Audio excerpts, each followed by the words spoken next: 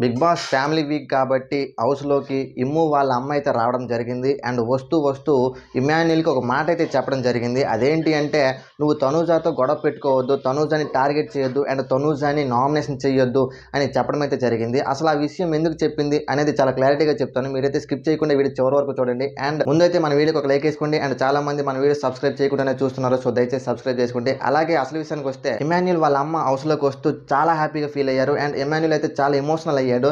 And ఇంకో విషయం ఏంటి అంటే, వాళ్ళ అమ్మ చెప్పిన విషయం ఏంటి అంటే, ఏ బంగారం అయితే నేను వద్దనుకున్నానో ఆ బంగారమే 2 తెలుగు రాష్ట్రాల ప్రజలు కోరుకుంటున్నారు అని వాళ్ళ అమ్మ చెప్పే డైలాగ్ ఏదైతే ఉందో అది ఆ ఎపిసోడ్కి హైలైట్. అయితే ఇమాన్యుల్ వాళ్ళ అమ్మకు అడుగుతాడు, అమ్మ నాలో నెగిటివ్స్ ఏమైనా ఉన్నాయా, మార్చుకోవాల్సినవి ఏమైనా ఉన్నాయా అంటే, వాళ్ళ అమ్మ చెప్పిన విషయం ఏంటి అంటే, నువ్వు ఎవరితో అయితే ఎక్కువగా ఉంటున్నావో ఆ వ్యక్తిని నామినేట్ చేసే పద్ధతి అయితే బాగలేదు.